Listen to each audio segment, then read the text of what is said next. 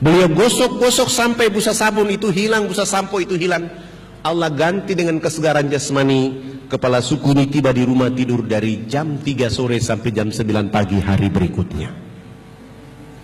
Pagi-pagi kami datang ke rumahnya, langsung kepala suku angkat bicara. Anak, mandi yang benar itu yang anak ajarkan. Bapak kemarin dimandikan oleh Tuhan Sang Pencipta sehingga Bapak tidur menjadi enak. Selama ini Bapak belum pernah tidur enak seperti ini. Oh, bagaimana kalau pagi ini Bapak ikut mandi? Beliau dengan senang hati ikut kami ke sungai. Hari itu baru dia mandi, resmi bilas, naik tidur dari jam 9 pagi sampai jam 3 sore hari itu.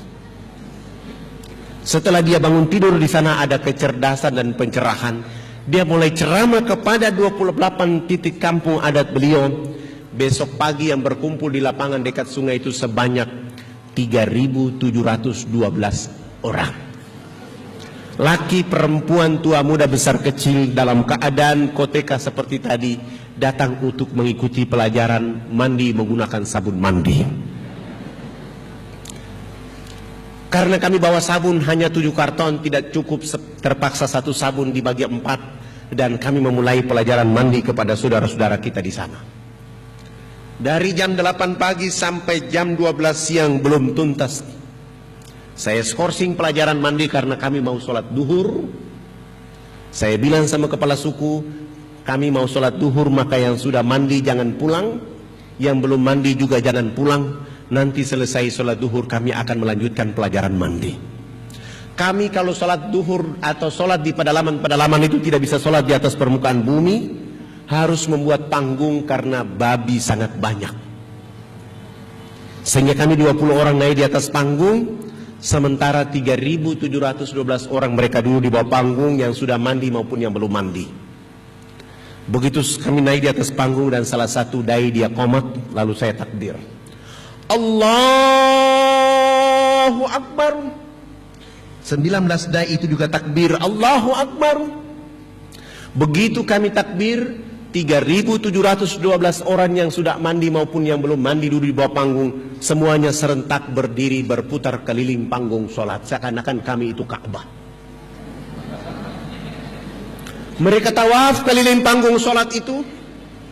Apa yang mereka lakukan? Ternyata mereka tawaf keliling panggung sholat untuk memperhatikan gerakan-gerakan sholat duhur yang kami lakukan. Begitu saya salam, Assalamualaikum warahmatullahi, Assalamualaikum warahmatullahi, kepala suku besar itu langsung loncat naik di atas panggung sholat dan mengajukan beberapa pertanyaan. Anak, kenapa anak dengan teman-teman berdiri dan angkat tangan dan mulutnya bicara-bicara? Itu maksudnya apa? Saya bilang, subhanallah, baru mandi cerdas begini. Saya mulai mencoba menjawab, Bapak kepala suku, kami ini agama kami Islam. Dalam agama kami diperintahkan Tuhan Allah Sang Pencipta dalam satu hari 5 kali menghadapnya di saat dan waktu yang ditentukan. Tadi kami berdiri angkat tangan itu artinya kami menyerahkan sepenuhnya kehidupan jiwa raga kami kepada Tuhan Allah. Yang kami bicara-bicara itu adalah Allah Maha Besar. Kehidupan dan diri kami ini kecil, sehingga tangan kiri kami ini malu menutup dada kami, tangan kanan kami pun malu menutup tangan kiri dan dada. Terserah Allah, mau menghukum kami terserah, mau memberi kami hadiah terserah, karena kami sudah menyerahkan sepenuhnya jiwa dan raga kami kepada Tuhan Allah Sang Pencipta. Oh, ini agama yang benar. Menurut Bapak kami sudah Islam. Tapi kenapa sesudah itu anak dengan teman-teman bongko badan? Apa artinya bongko badan? Kenapa ruku? Saya menjelaskan kepada mereka, kami bongkok badan supaya melihat di bumi ini ada air, ada batu, ada tanah, ada hewan, ada tumbuhan. Semua itu adalah fasilitas dari Tuhan Allah kepada manusia. Dinikmati, dipelihara, dilindungi karena masih ada manusia berikutnya. Tapi kenapa sesudah itu anak dengan teman-teman bongkok badan, tunduk mencium papan? Saya menjelaskan, kami tunduk mencium papan itu pertanda kami menangis atas kejahatan, dosa, maksiat yang kami lakukan. Sehingga kami merendahkan kepala kami. Kenapa kami lakukan itu? Karena sebentar kami mati nanti kulit, daging, darah, tulang akan dilebur menjadi tanah. Sebelum dilebur menjadi tanah, kami menyatukan kepala, tangan, lutut dan kaki untuk menangis minta ampun kepada Dia Allah yang Maha Tinggi. Tapi kenapa sesudah itu anak dengan teman-teman lihat ke sebelah kanan mulutnya bicara-bicara, lihat ke sebelah kiri masih bicara-bicara? Saya jawab, kalau tadi kami mengangkat tangan adalah menyerahkan sepenuhnya jiwa raga kami bongkok badan untuk melihat apa yang diberikan oleh Allah. Kami tunduk untuk meminta ampun. Setelah itu melihat ke sebelah kanan, kalau belum ada orang yang tahu mandi, tugas kami harus mengajarkan mereka bisa tahu mandi. Ada yang belum tahu pakai pakaian, tugas kami mencari pakaian untuk menutup tubuh badannya. Ada yang sakit, tugas kami mencari obat. Ada yang lapar, tugas kami mencari makan. Setelah itu melihat ke sebelah kiri, kalau belum ada orang di tempat ini yang mengenal Allah dan Rasulnya, kehadiran kami di tempat ini memperkenalkan Allah dan Rasulnya kepada mereka. Begitu mendengar penjelasan saya, kepala suku langsung mengatakan, kalau begitu kamu tidak boleh duduk di atas panggung. Kami 20 orang turun duduk di bawah panggung dan mereka 6 kepala suku naik di atas panggung menggantikan kami. Mereka bukan sholat tapi rapat adat. Setelah rapat adat selesai, 1,5 jam kemudian kepala suku besarnya menyampaikan pengumuman buat kami yang ada di lapangan. Pakai bahasa mereka. Wah wah wah hubulokanayat.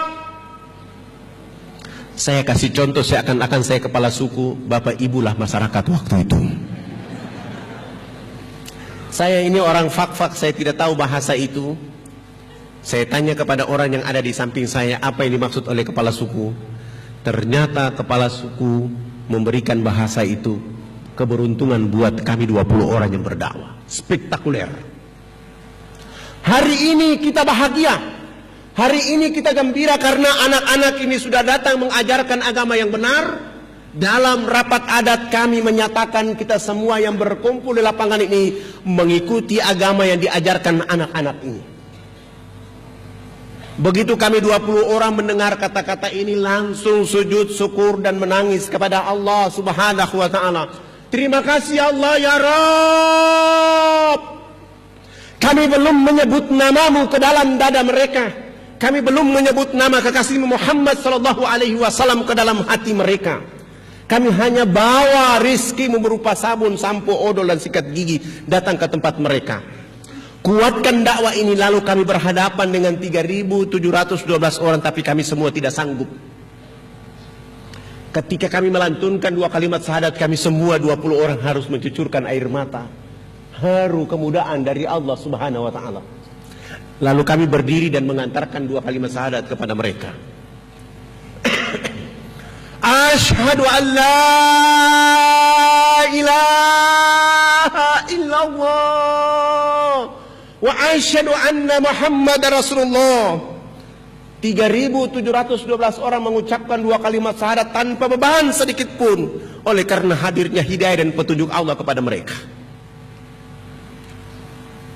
Lalu kami bersyukur kepada Allah, terima kasih Allah, dengan hidayah dan petunjuk darimu masyarakat yang telandang, mereka dalam keadaan telanjang, mereka dalam keadaan terhina, mereka dalam keadaan terbelakang, mereka dalam keadaan bodoh, dakwah hadir di tengah-tengah kehidupan mereka sehingga mereka menyebut namamu dan menyebut nama Rasulmu Muhammad sallallahu alaihi wasallam. Alhamdulillah, setelah mereka mengucapkan 2 kalimat syahadat, pekerjaan berikut yang kami lakukan untuk saudara-saudara kita yang masuk Islam adalah berusaha untuk menginventarisir dan mengganti nama-nama mereka. Yang nama Yakomina kami ganti dengan nama Fatimah. Yang nama Wilhelmina kami ganti dengan nama Maisarah. Yang nama Yakobina kami ganti dengan nama Khadijah. Yang nama Paulus kami ganti dengan nama Abidin. Yang nama Yohanes kami ganti dengan nama Abu Bakar. Yang nama Wilhelmus kami ganti dengan nama Zainuddin. Itulah nama-nama yang paling layak kepada saudara-saudara kita masuk Islam. Sebab sangat lucu kalau ada orang Irian masuk Islam, dikasih nama dia, rambutnya keriting, badannya hitam keling, dipanggil Subagio. Tidak layak kalau orang Irian rambut keriting hitam dipanggil Subagio. Atau dia masuk Islam rambutnya keriting, badannya hitam kelin dipanggil Sutrisno. Tidak cocok. Atau dia masuk Islam rambutnya keriting, badannya hitam kelin dipanggil Cecep. Tidak cocok. Tapi Abidin, Ibrahim, Muhammad Nasir insya Allah cocok. Setelah mengganti nama-nama mereka, pekerjaan berikut yang kami lakukan adalah melakukan hitanan massal mulai dari umur 7 bulan sampai umur 63 tahun.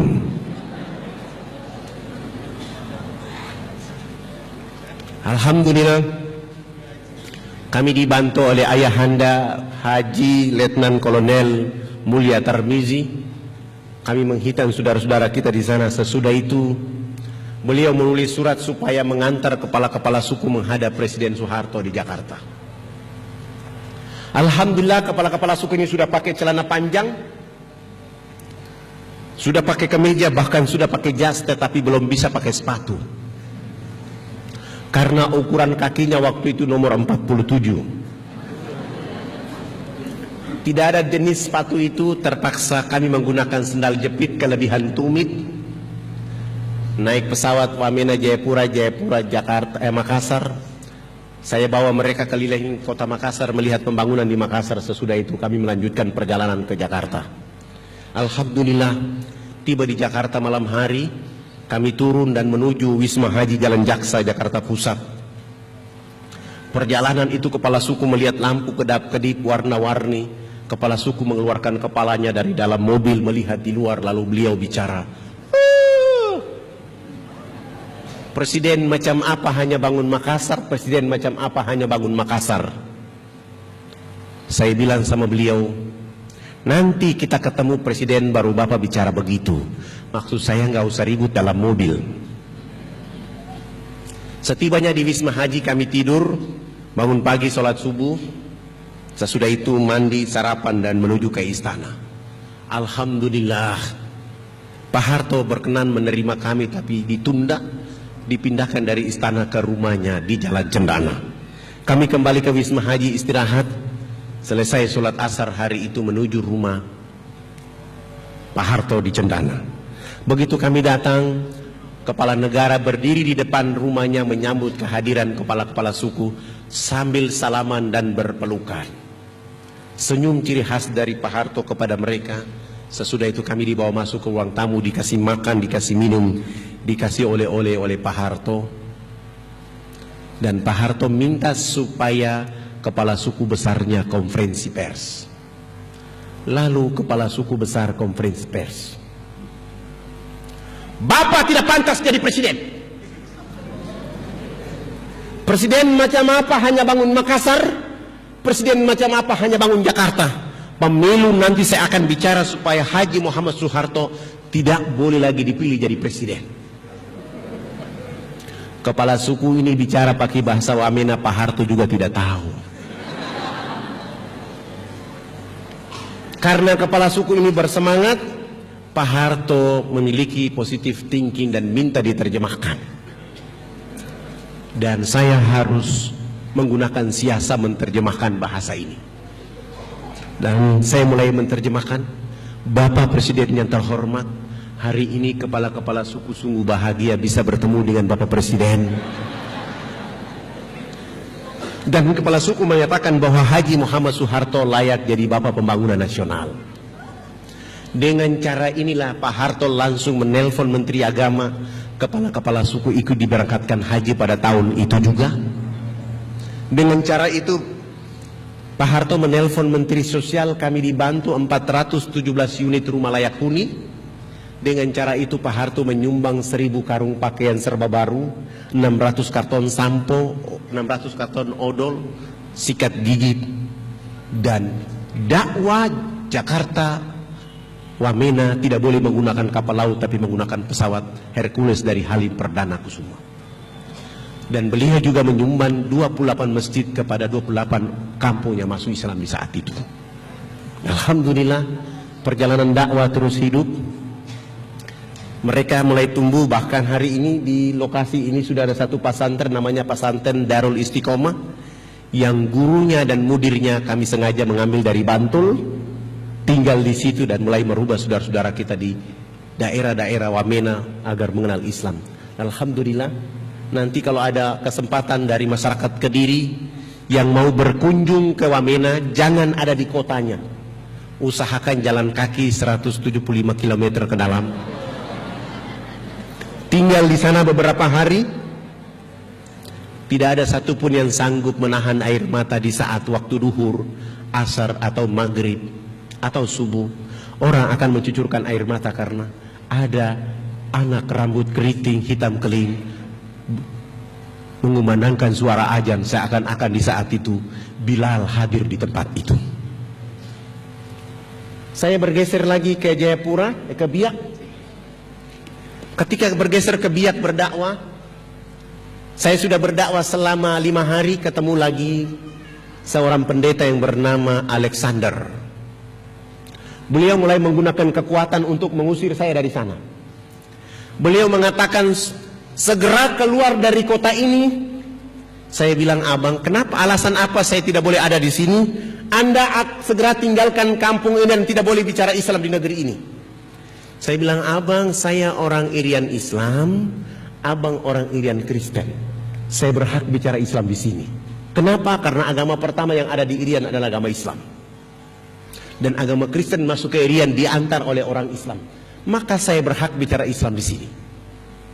Tidak boleh Anda bicara Islam di sini. Saya tanya kepada beliau, alasan apa lagi supaya saya tidak boleh bicara Islam di sini? Beliau mengatakan, Anda tidak boleh bicara Islam di Irian karena Irian sudah dibeli oleh Yesus Kristus. Oh, abang, kalau Irian sudah dibeli oleh Yesus Kristus, mana kwitansi dari Yesus? Begitu saya tanya kwitansi dari Yesus, ternyata tidak ada. Kalau begitu saya berhak bicara Islam di sini. Akhirnya saya tinggal di Biak selama 3 bulan saya berdakwah. Alhamdulillah ada acara Isra Mi'raj. Saya diundang untuk menyampaikan hikmah Isra Mi'raj. Ternyata salah satu tamu yang diundang oleh ibu-ibu Dharma Wanita adalah pendeta Alexander. Dari rumah saya sudah menyiapkan konsep saya adalah pentingnya sholat bagi kehidupan bumi, penduduk bumi. Begitu saya naik di atas mimbar, saya lihat ternyata di bawah ada pendeta Alexander dan saya mulai merubah ceramah saya. Tidak ada agama di muka bumi ini yang diberi peluang dan kesempatan oleh Allah kecuali agama Islam saja. Begitu berartinya peluang dan kesempatan sehingga Allah menghibur kekasihnya Rasul Muhammad sallallahu alaihi wasallam untuk melakukan perjalanan antar bumi dan bumi langit. Kenapa Rasulullah dihibur oleh Allah dengan cara melakukan perjalanan antar bumi? Oleh karena seluruh keturunan Nabi Ibrahim turun ke Palestina, hanya satu saja Ismail yang turun ke Mekah. Maka di saat dia sedih, dihibur Allah dengan melakukan perjalanan antar bumi, Mekah Palestina.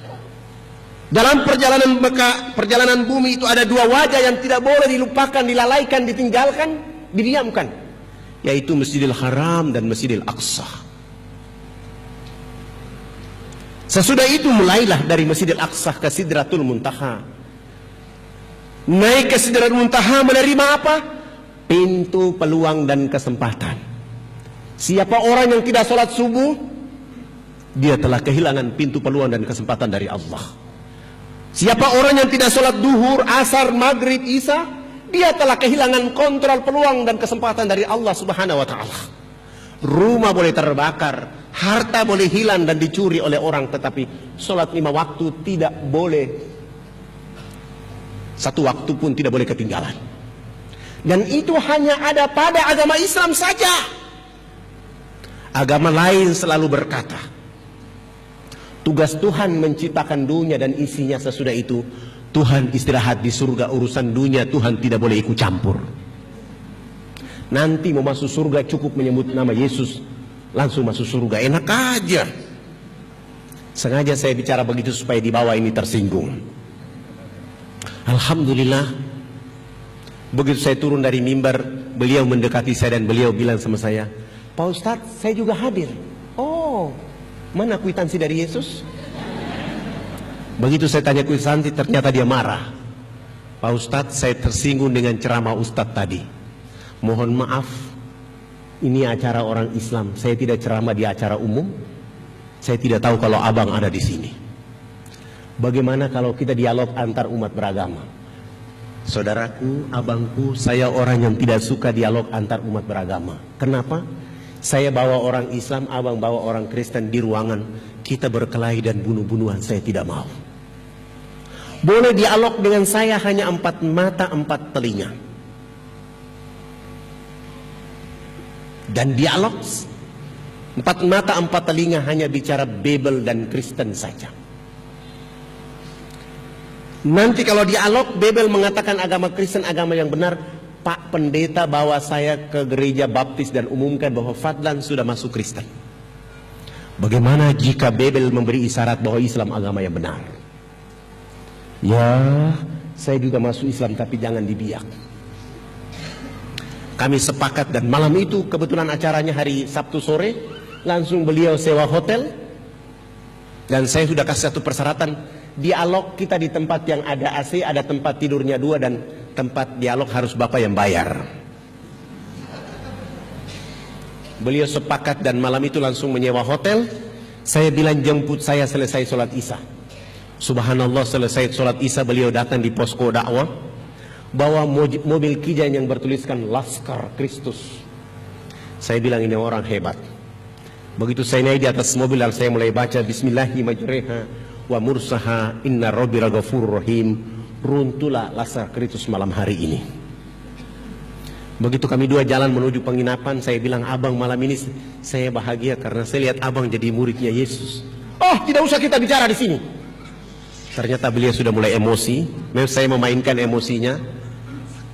Kami sampai di hotel, kami 2 duduk berhadap-hadapan dan saya mulai mengatakan kepada beliau, abang, saya ini tamu, abang tuan rumah.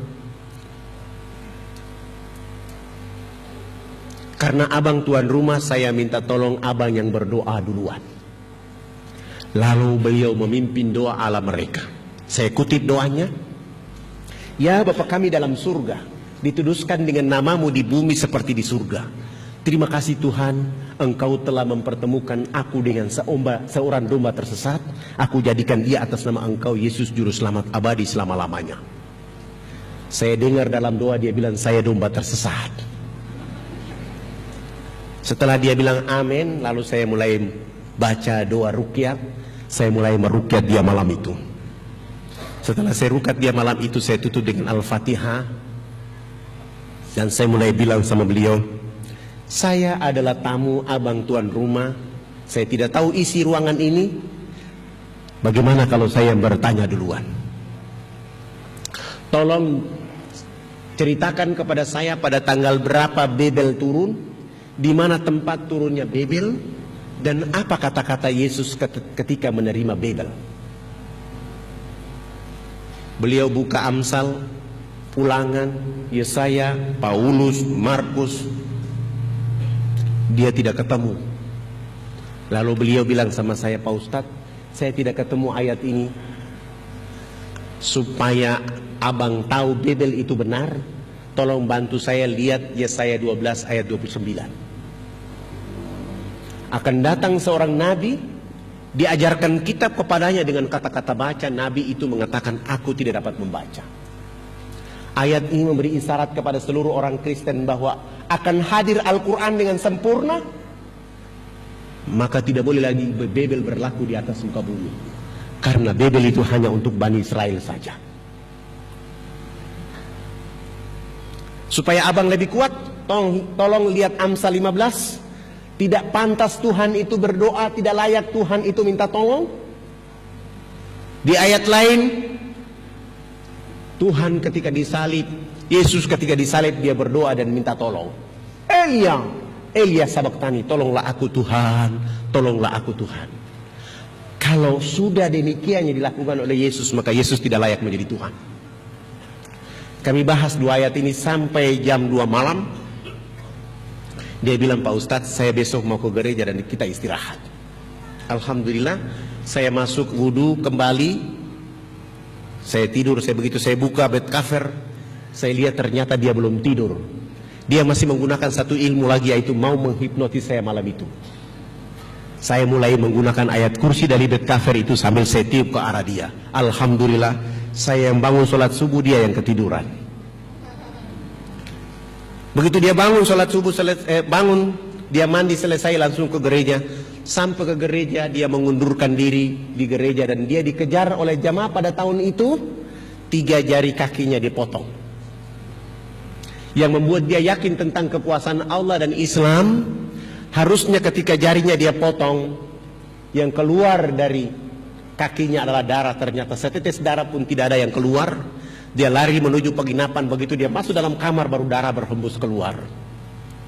Di saat itulah dia bilang, saya mengucapkan 2 kalimat syahadat. Keluarganya dilindungi. Kami lari dari Jayapura, dari Biak ke Jayapura, Jayapura menuju Jakarta, dan beliau bersama 12 anaknya hijrah mengucapkan 2 kalimat syahadat. Dia tinggal di Jakarta, di Tangerang. Sesudah itu pergi ke Mesir selama 6 tahun. Dia 6 tahun dia di Mesir, anak-anaknya terus belajar di pesantren di Tangerang. Sesudah itu kembali ke Indonesia menjemput istrinya menunaikan rukun Islam yang kelima. Setelah rukun Islam yang kelima, saya antar kembali mereka pulang ke kampung halaman. Perjalanan pulang ke Biak, kami sholat subuh. Beliau bilang sama saya, Pak Ustadz, saya sudah Islam, saya sudah haji, saya sudah belajar Islam dengan sempurna, tapi saya punya 3 jari kaki ini terpotong. Saya bilang, 3 ini yang dulu abang ingat-ingat, Tuhan Bapa, Anak, dan Rohul Kudus. Sekarang sudah tidak ada. Yang ada adalah Qul huwallahu ahad, tunggal. Oh begitu, iya, itu isyaratnya. Alhamdulillah, beliau bangun satu masjid di Biak. Berjalan 5 tahun kemudian, usianya 62 tahun. Kami sama-sama sholat subuh berjamaah. Kami bangun dari sujud, beliau tidak bangun dari sujud. Di saat itu beliau meninggal dunia juga dalam masjid. Saya bergeser lagi berdakwah di Enarotali. Di Enarotali kami sudah tidak boleh lagi pakai pesawat misionaris karena wajah kami sudah diketahui oleh mereka. Akhirnya mau dan tidak mau kami harus jalan kaki dari Nabire ke sini. Berapa lama? 12 hari baru sampai ke sana. Kami berdakwah di sini selama 3 bulan, hanya 1 orang yang masuk Islam. Saya mulai bergeser dari lokasi ini ke Nabire. Nabire saya terus ke Jawa Timur. Datang ke Sunan Ampel, menyampaikan pengurus Sunan Ampel supaya membantu kami pakaian layak pakai dan sabun mandi. Alhamdulillah, 1 bulan kemudian terkumpul 600 karung pakaian, 200 karton sabun, odol, sampo, dan sikat gigi. Lalu saya mau bawa pulang menuju Nabire. Ada alumni dari IAIN Sunan Ampel, orangnya tinggi, gagah, ganteng, pintar. Dia ketemu saya dan dia bilang, Pak Ustadz, saya mau ikut antum dakwah di Irian. Boleh ikut saya berdakwah di Irian, tapi jangan tanya amplop. Kalau antum ikhlas silakan. Alhamdulillah beliau ikhlas. Ikut kami dengan bantuan itu. 5 hari kemudian kami tiba di Nabire. Kami turunkan seluruh bantuan, istirahat 2 hari kemudian, dan kami mulai mencoba jalan kaki. Kami baru jalan kaki hari pertama, Ustadz Firman mulai bertanya, kok belum sampai-sampai? Saya diam saja, kami jalan malam bermalam. Besok pagi kami jalan lagi. Pak Ustadz, kapan kita sampai? Saya diam saja, saya tidak jawab. Begitu kami masuk hari kelima, beliau langsung marah-marah di tengah hutan itu. Oh Ustadz Fadlan, ternyata antum bawa saya ke Irian ini dengan membunuh saya di tengah hutan ini. Kalau saya tahu metode dakwah antum seperti ini, saya tidak akan ikut antum. Tolong pulangkan saya dan saya mau kembali ke Jawa Timur. Saya mulai peluk beliau dan saya bilang, Firman, antum hidup di zaman informasi, komunikasi, semua serba mudah. Coba antum tengok 1400 tahun yang silam.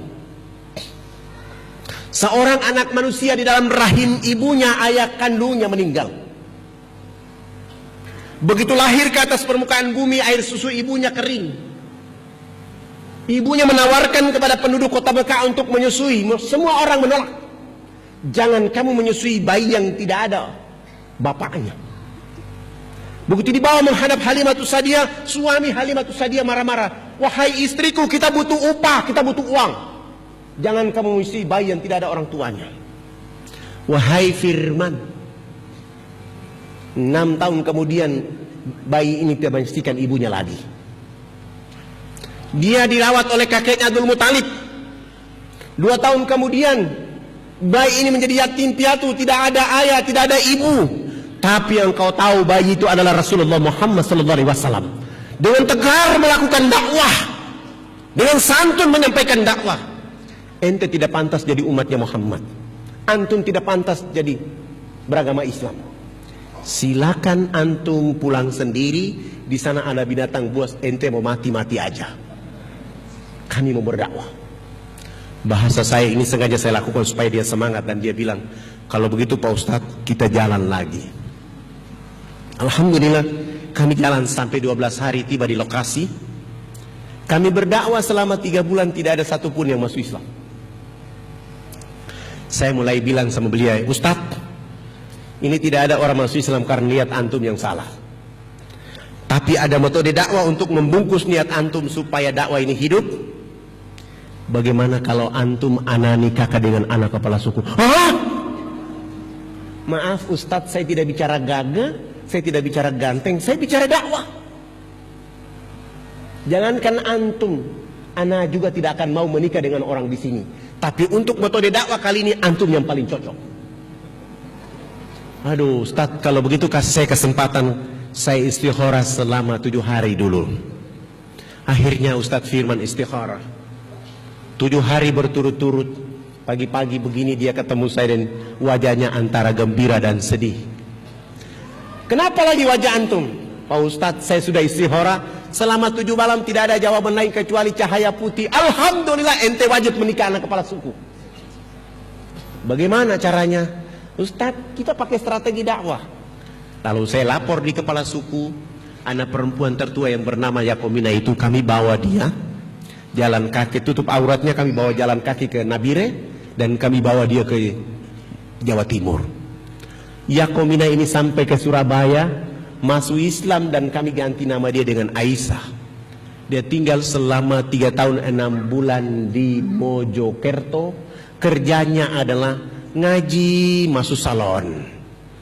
Ngaji masuk salon. Menghabiskan biaya salon selama 3 tahun 6 bulan 23.775.000. Rambut keribu itu kami rebonding kasih lurus. Badan lemak-lemak babi itu kami lulur menjadi hitam manis. Begitu dia pakai gamis besar, pakai jilbab besar, baru Ustadz Firman angkat bicara.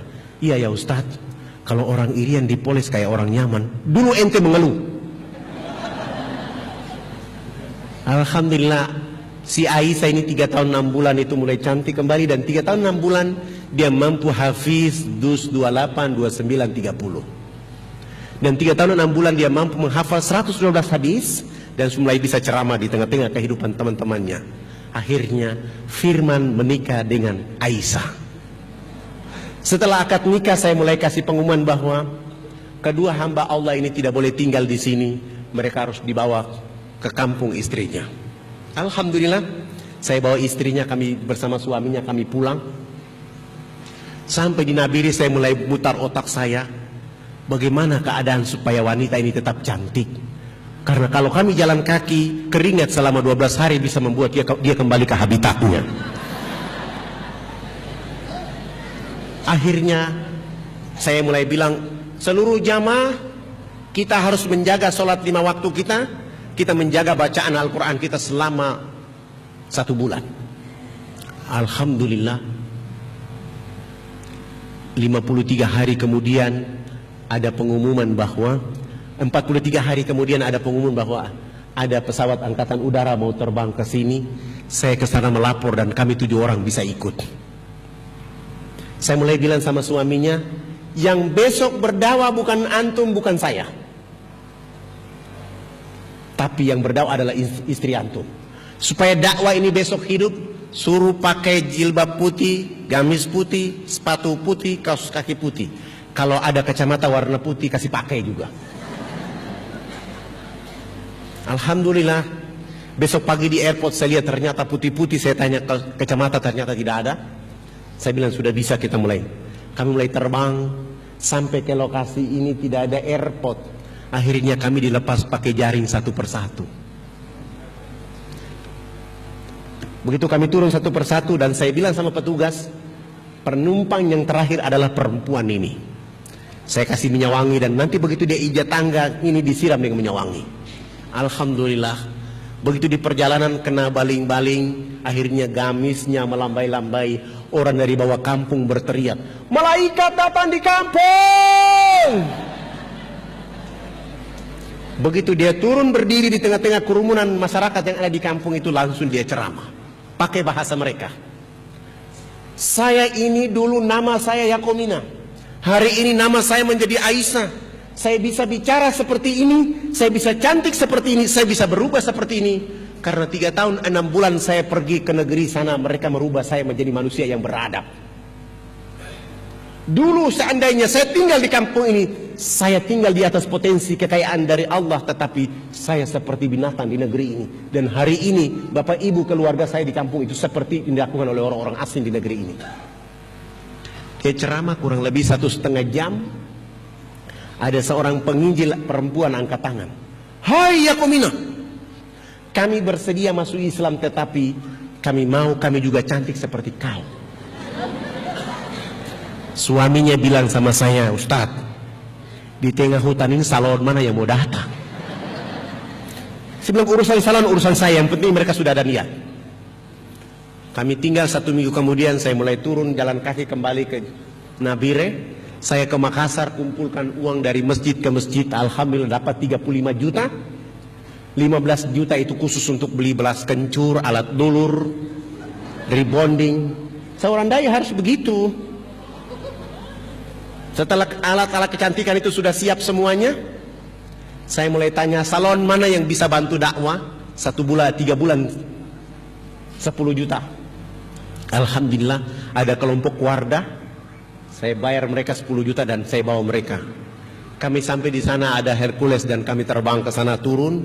Sampai di sana kami tidak mulai langsung berdakwah, tapi kami mulai buat bilik-bilik kecil sebanyak 10 buah. Bilik yang pertama isinya cermin, bilik yang kedua isinya tanah liat, bilik yang ketiga isinya air dan dengan sabun dan sampo, bilik keempat, kelima, keenam, ketujuh pekerja salon ada di dalam. Karena di pedalaman itu belum pernah ada ibu-ibu dan warga kita melihat wajahnya di cermin, kami mulai membuat antrian ibu-ibu.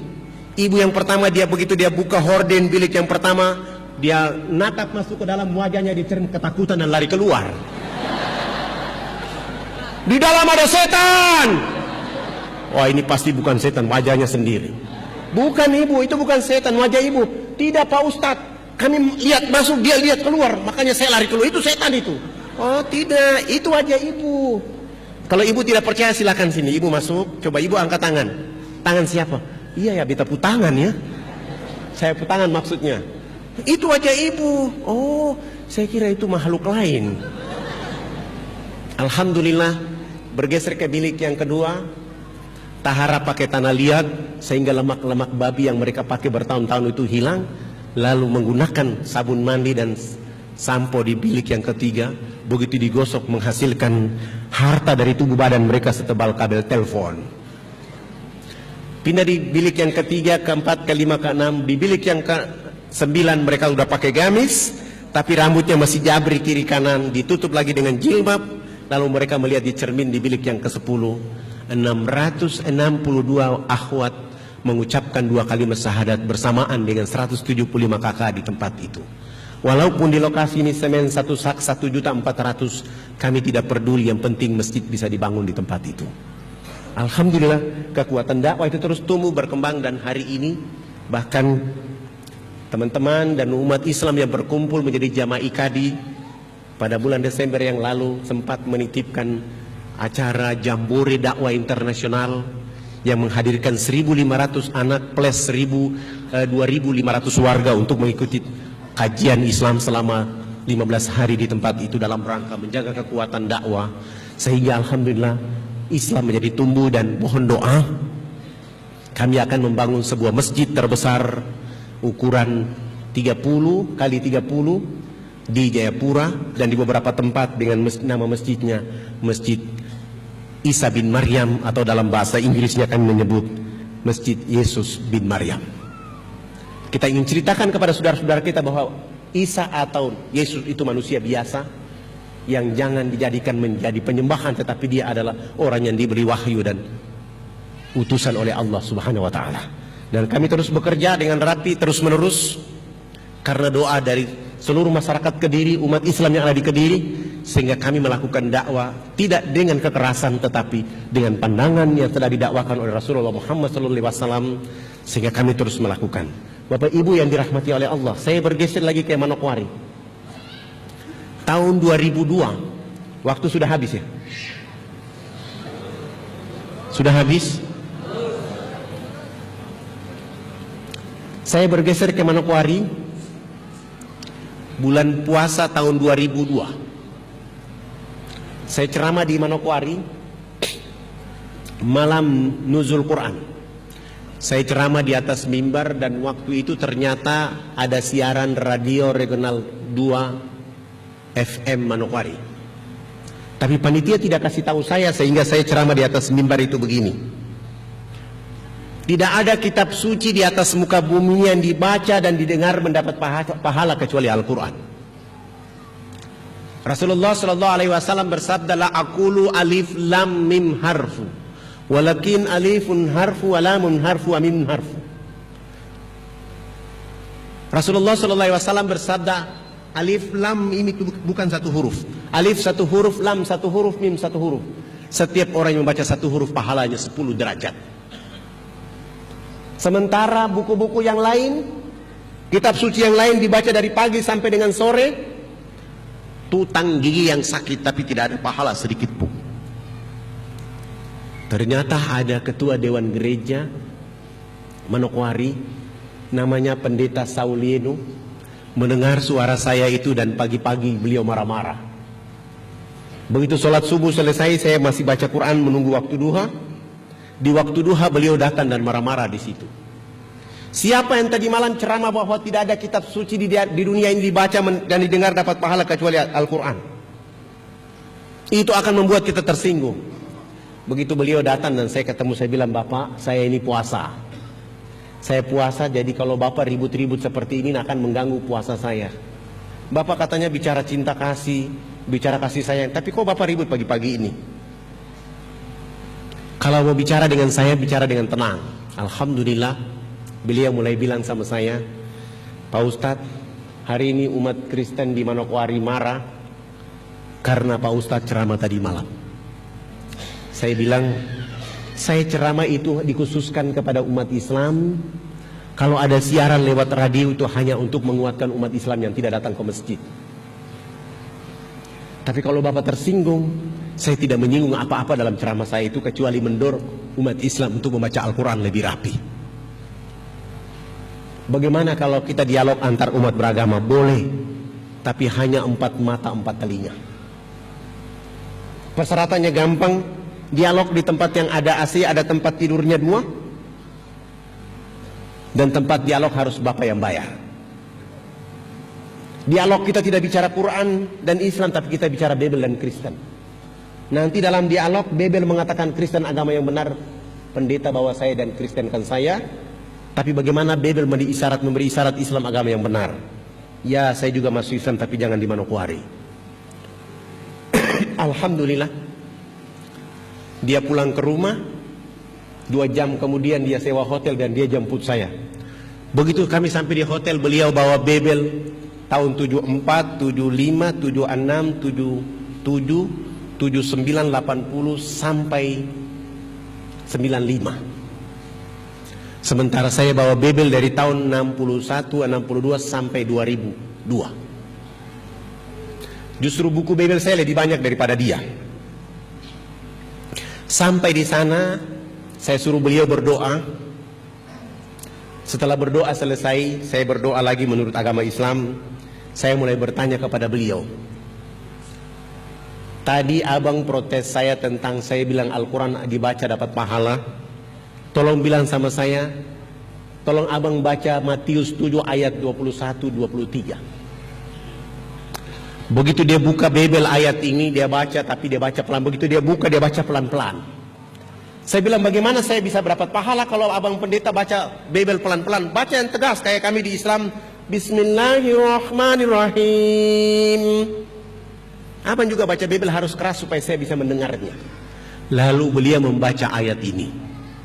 Begitu dia baca, Yesus akan mengusir orang-orang yang menyebutnya Tuhan.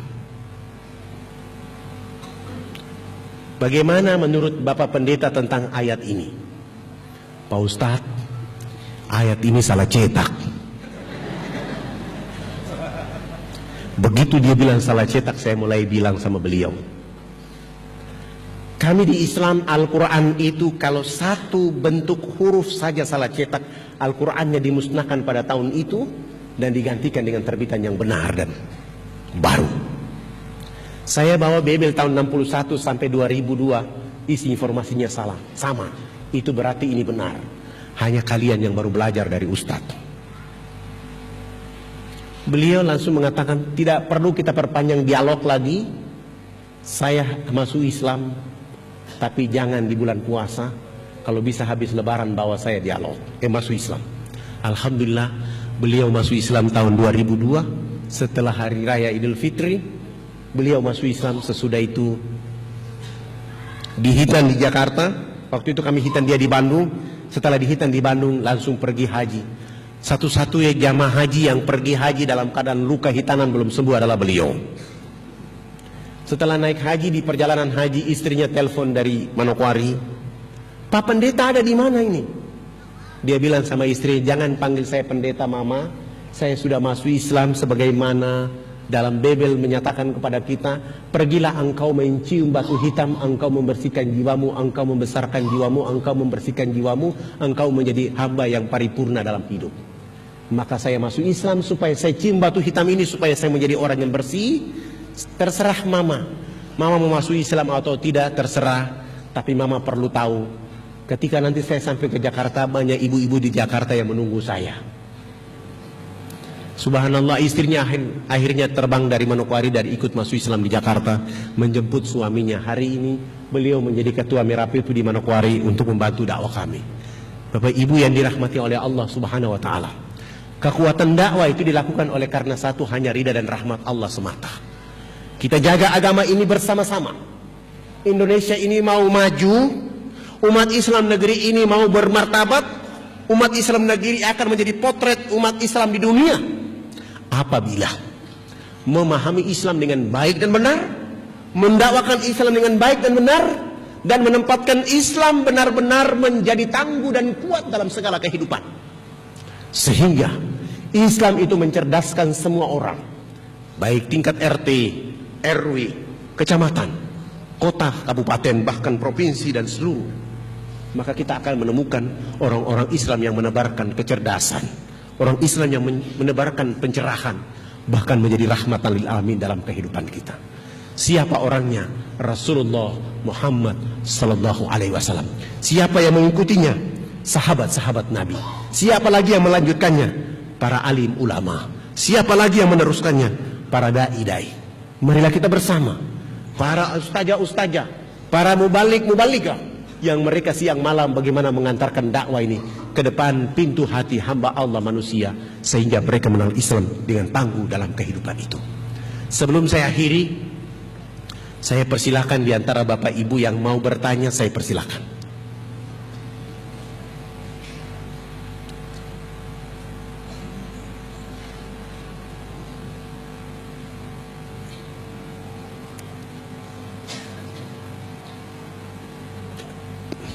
Dari ibu-ibu ada? Dari bapak-bapak? Atau ada yang mau mendaftar jadi dai? Untuk laki-laki dan perempuan yang menjadi dai di Irian hanya satu persyaratan, wajib menikah anak kepala suku.